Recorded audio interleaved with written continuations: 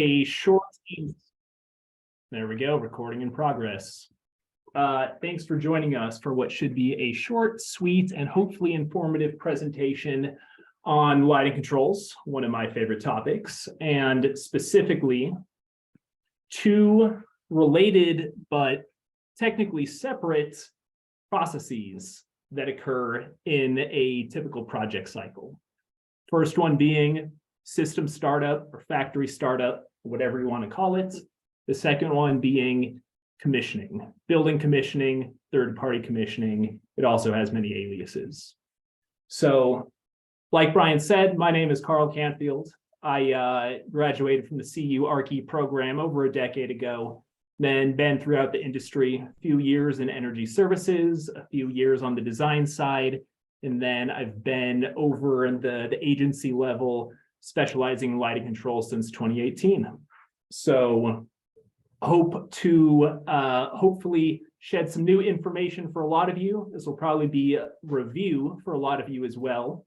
If you do have questions, we will try to hold those to the end if you can. If you see something glaring in the presentation, you just have to jump in. Please do that as well to correct the record. So with that, let's get started.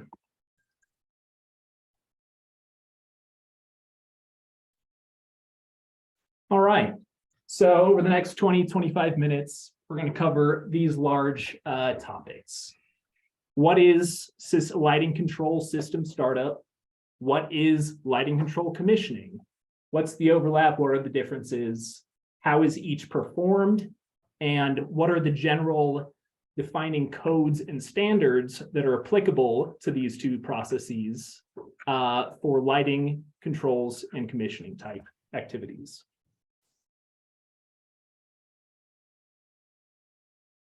We'll jump in and focus on system startup side of things first. Now, for lighting control system, obviously, there's a bunch of parts and pieces now. Modern day control systems can be pretty complex. They can still be pretty simple as well.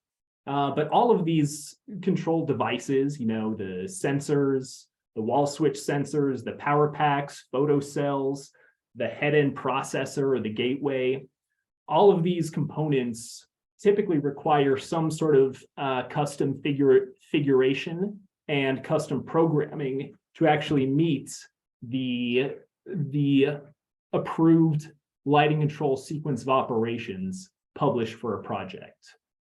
Now, this includes things like making sure that your classrooms turn off automatically after 10 to 15 minutes of vacancy, for example. This makes sure that your daylight harvesting system is maintaining 40-foot candles in that open office, for example. This is also making sure that your public space lights turn off at 6 p.m. or 10 p.m. or whenever that shut-off period needs to happen. So programming the system, programming the lighting controls, be it the individual devices themselves, the individual sensors, or be it the gateway, you know, PC front end. All of this is required in order to get the devices to meet the sequence of ops. Other typical services that are included with typical factory startup for controls include owner training at the very end, where the certified technician will get together with the contractor and facilities management on the owner side and just step through. This is where your lighting control system, this is where your front end is, this is where your sensors are, these are where your power packs are, and this is how your software works. That owner training is typically part of the service that comes with the factory startup process. And finally, at the end, the factory startup process will produce and turn over just a basic field service report with the major comments and major outstanding items for the lighting control system.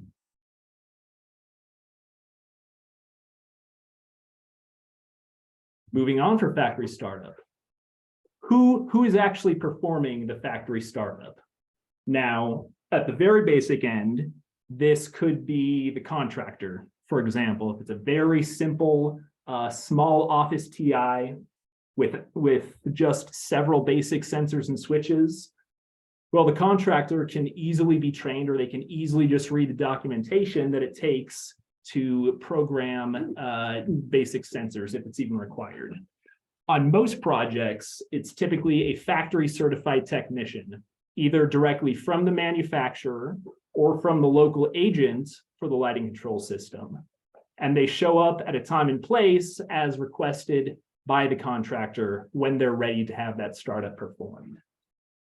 So when does this process occur?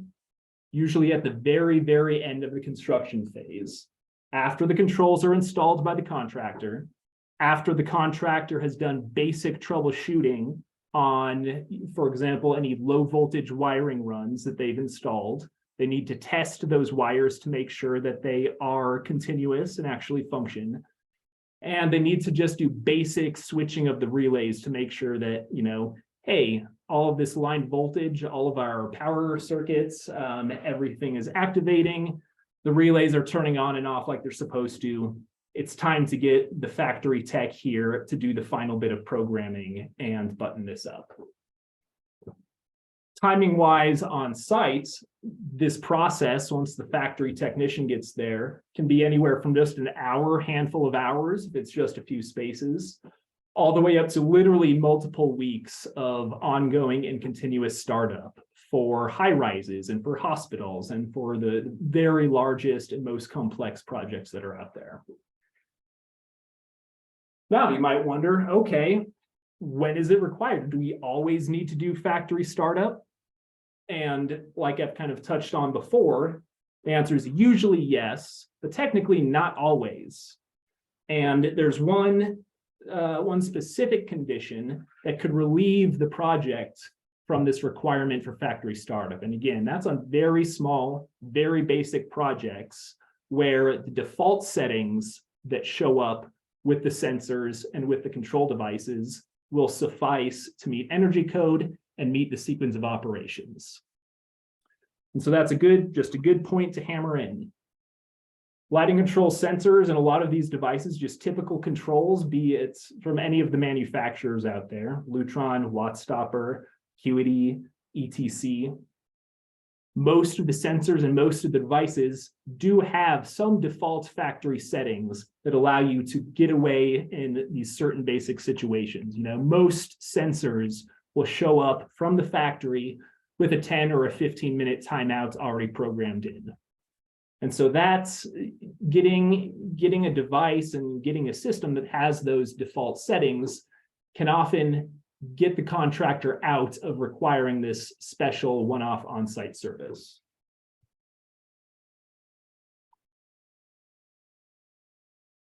All right. So we've kind of talked about the who, where, what, when. You might ask, okay, like what do you actually do to program and configure these devices? And it's a good question. And of course, the answer depends. Depends on the type of devices, the type of system. Are these older analog type sensors? If they are, well, you might have the option of just using dip switches, using dials, using onboard push button program, is physical at the unit type methods in order to set timeouts, switch the sensor between occupancy and vacancy mode, adjust the sensitivity of the passive infrared sensor, adjust the sensitivity of the second, the ultrasonic sensor or the microphonic sensor, for example. The most basic method for actually programming can often be done right on the device itself.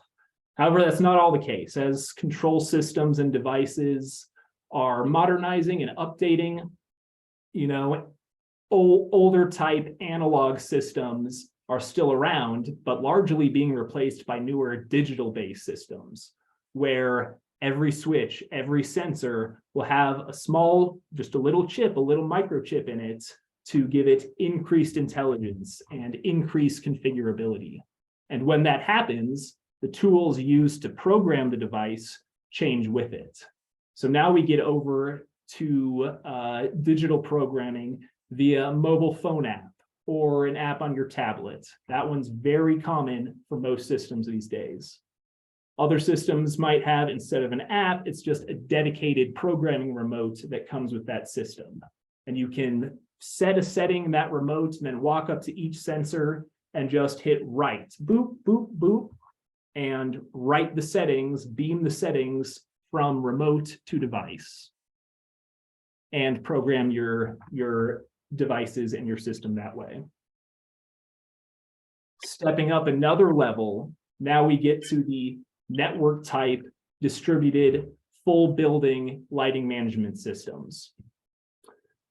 This is when you start utilizing PC management software, and you truly need a well-trained, experienced, certified technician to come out and connect their laptop into the system where it needs to be and go through the comprehensive process of configuring and setting up and starting up the entire system, including the devices themselves, timeouts, high-end trim, foot candle thresholds, as well as any time clock requirements in the project, or if there's BACnet integration or integration to other third parties required, this tech would be doing that work in conjunction with that other vendor at their laptop typically and at that front end.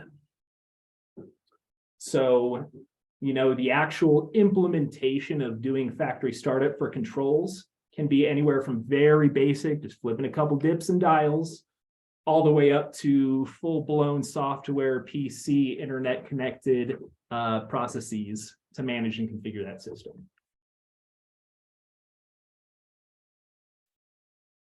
So that was kind of the overview for one of the basic things we're talking about here.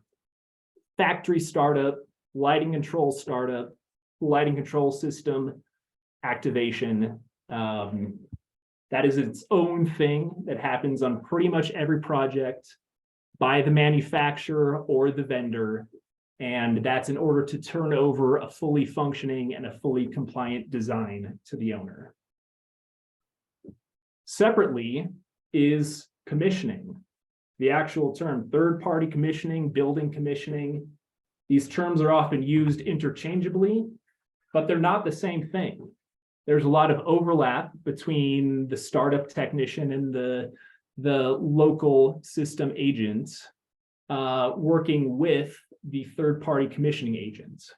And we'll get into that a little bit as we go through here. So lighting control systems commissioning. What is it? How is it defined? Well, commissioning is a much larger process that applies to the whole building, all of the energy using systems and their associated control systems, of which the lighting and controls are just one component of many more.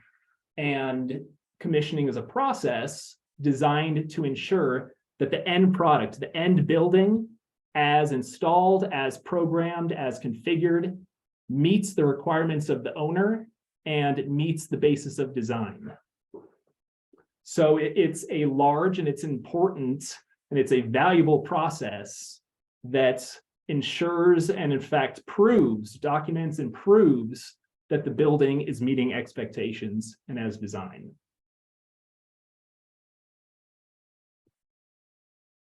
And again, one more note here, because these sequence of operations, this is one of my favorite topics to beat into the ground as often as possible. Because when we ground building commissioning back in lighting controls, what does that mean?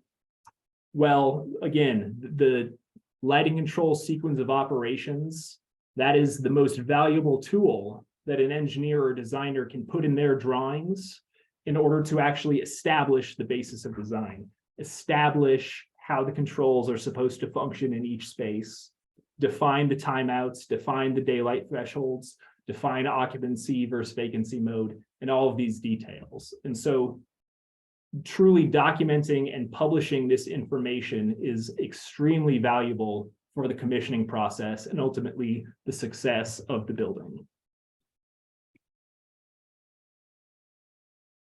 Lighting controls commissioning, who does it? It's not the factory startup agent. It is in fact a dedicated, designated commissioning agent. And there's a lot of definitions and requirements in energy code, in building code, and in LEED, defining what is a commissioning agent? Who is that? What is that firm?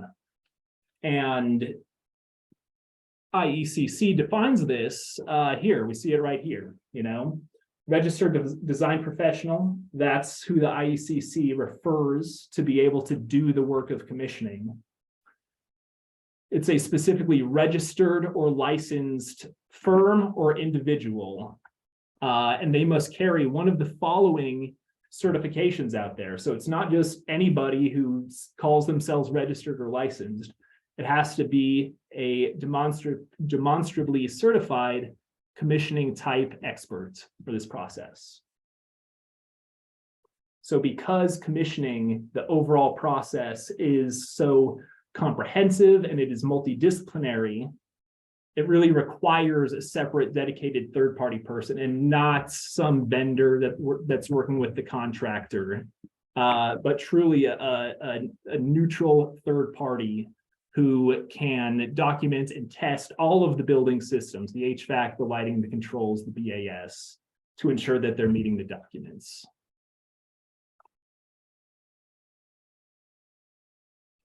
The process of commissioning, when does it occur? When is it required?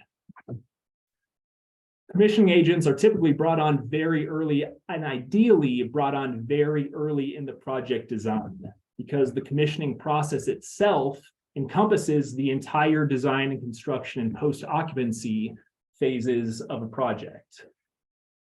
So a commissioning agent will typically get on board very early on, and they will be involved in the design phase in reviewing and comparing the documents between the disciplines, and ensuring that the documents are tracking the owner's specifications and the owner's requirements. And that agent is noting and documenting when they find discrepancies between that. So, if you've been on the engineering side, you have probably received notes from the commissioning agent before as they reviewed your DD set, for example.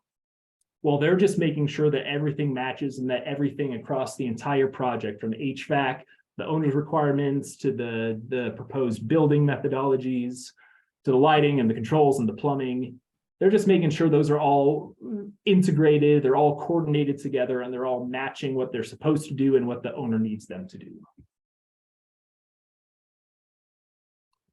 So that process starts very early on. It continues through construction. The commissioning agent will get out there for pre-functional testing and functional testing, actually working with the lighting control vendor, working with the testing and balancing agents to measure and document the performance of these systems as they're being installed.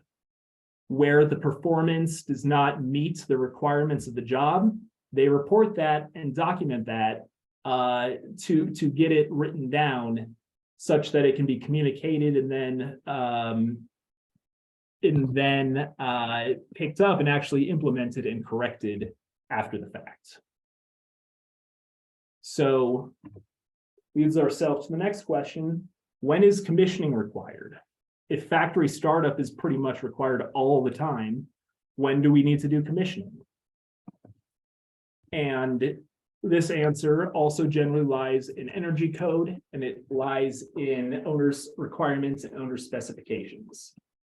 Third-party commissioning is required by LEED as just a basic prerequisite. If any building has any LEED pretenses, then basic commissioning and basic functional testing must occur. This requirement also shows up in energy code. IEC 21, for example.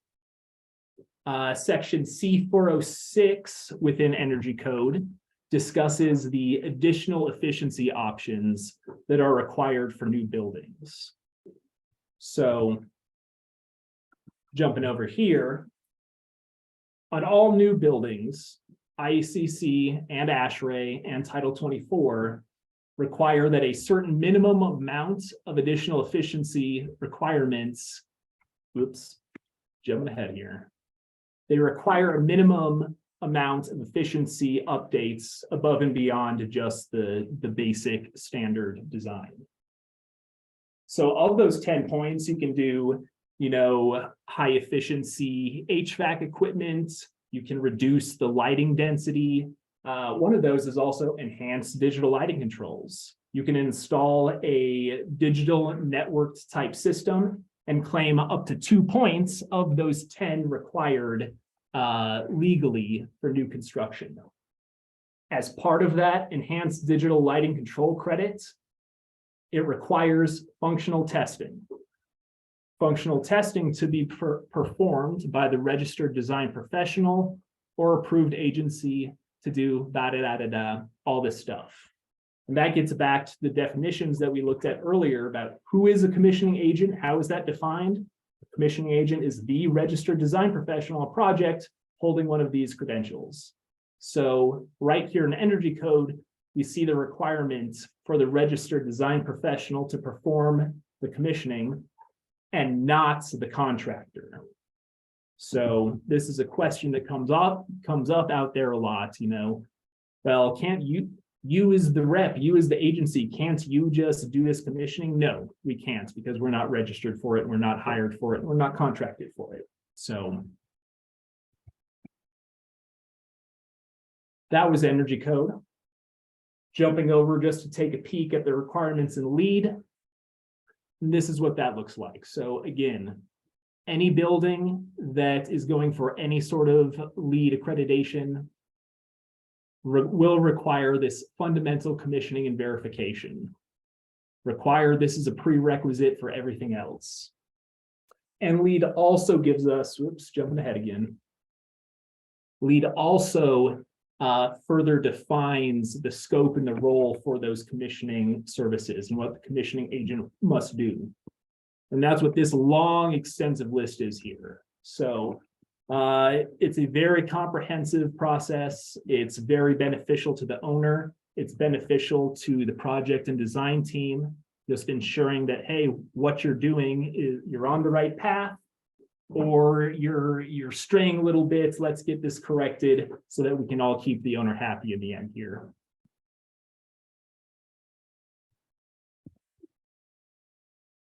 All right, just wrapping up with a quick review. So covered a little ground. We talked about system startup on one end and commissioning on the other.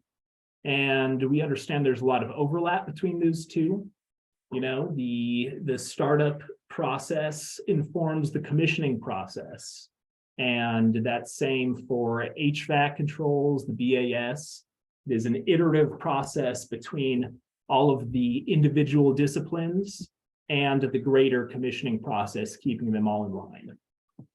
And again, grounding this one more time in the lighting controls world, in the lighting controls scope, the conversation pretty much starts and ends in circles around that defined discrete sequence of operations that just tells everyone this is how the controls are supposed to function, this is what they need to be tested to, and this is what a successful functioning system will look like at the end of this project.